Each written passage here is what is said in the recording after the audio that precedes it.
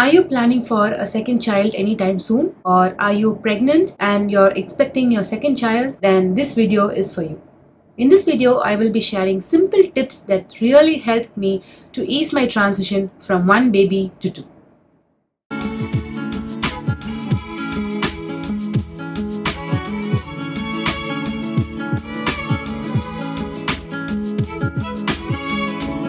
Hey guys, welcome back to my channel. Hope you're all doing good. If you're seeing me for the first time, welcome. My name is Malvika and I'm a mommy of two.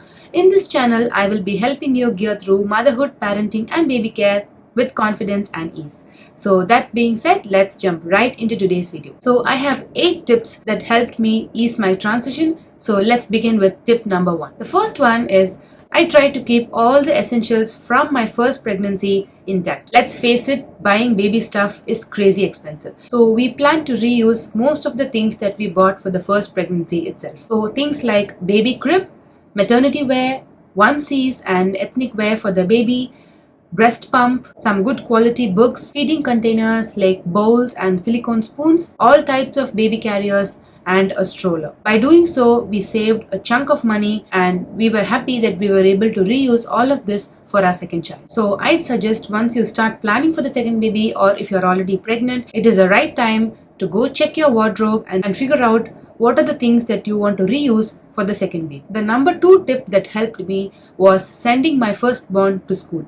Now, my firstborn started school way before I fell pregnant, but let me assure you that it really helps giving you some extra time to rest or catch up on some chores. If you feel your firstborn is of the right age, then I would suggest you send them to preschool. Even 2 to 3 hours will help. You can get some job done or you can even rest. Especially you need a lot of rest in the first 3 months of your pregnancy. So it's a good decision to send your firstborn to school. The third tip that really helped me was getting my firstborn to be more independent. So by the time I was pregnant, my firstborn was able to sleep on his own. He was sleep trained when he was 1 year old, so it was easy for us. And he also used to eat on his own. If it is possible for you, you can also do the same thing. Get your child to be more independent. They can try and put on their clothes. They can eat by themselves and they are potty trained. One extra bonus while potty training is once your newborn comes home, you will have to spend extra for newborn diapers.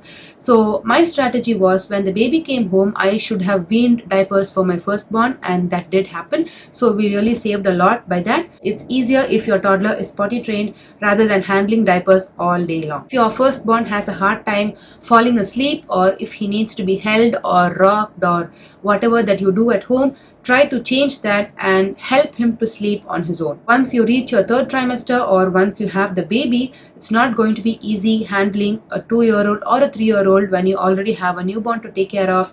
And if your toddler's sleep is disrupted, then it's going to disrupt your entire day. You have practice sessions with your toddler and help them to sleep on their own, or at least with minimum supervision. Number 4 will be communicating with your first child about your new baby. As far as toddlers or small children are concerned, anything that we have to get them to do, they will have to know about it before. Even as small as going to the park or going to the market, at least for me and my firstborn, he had to be told about it way in advance so that we prep him and he has accepted it. Same way, when we knew that we were pregnant and around the 2-month or 3-month mark, we informed our firstborn about it and kept talking about the baby.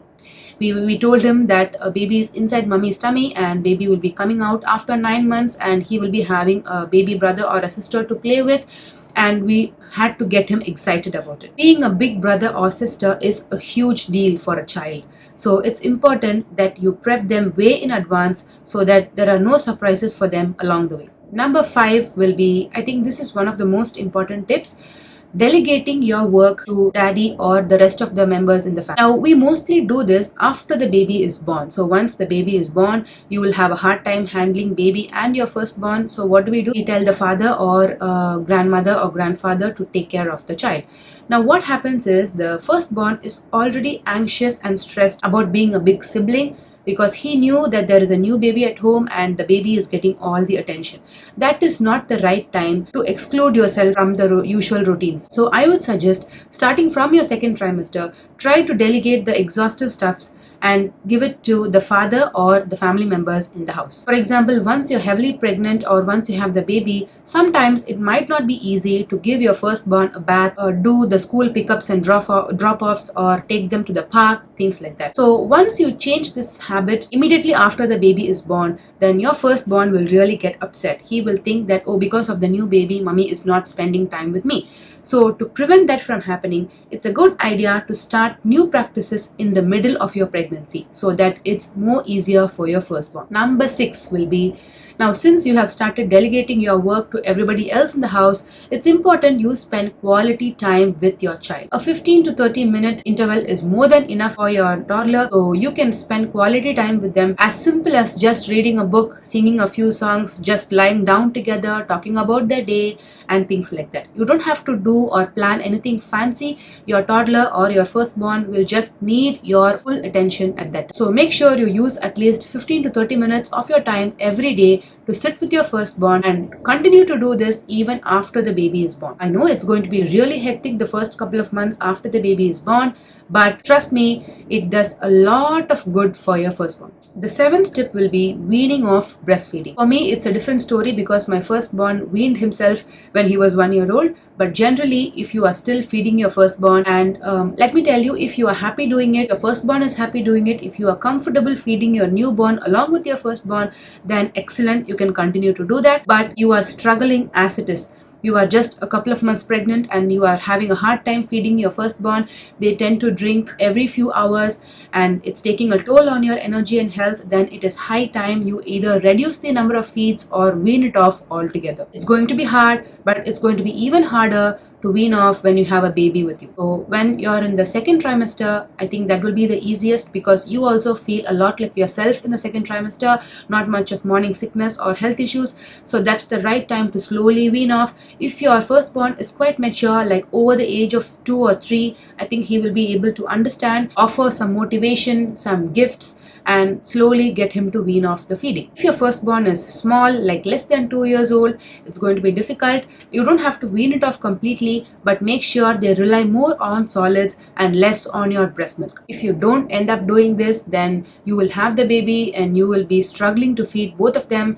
Obviously, the small one will need more attention, more of breastfeeding because that's the only source of food for the baby. It will be hard for you as a mom to let go of your first one too. So make sure you do all this, clear all this mess before the baby comes, and make sure your firstborn is comfortable and happy with the new routine. Number 8, the last and final tip and the most important tip of all, ask for help. Now, if you are staying alone or if you don't have any help nearby, you don't have family members nearby, it's totally okay. See, you were able to bring a baby into this world, so you will also be able to take care of it. Nevertheless, if you have the option to hire help, or if you have close family members like your parents or your husband's parents to come and take over, that would be excellent.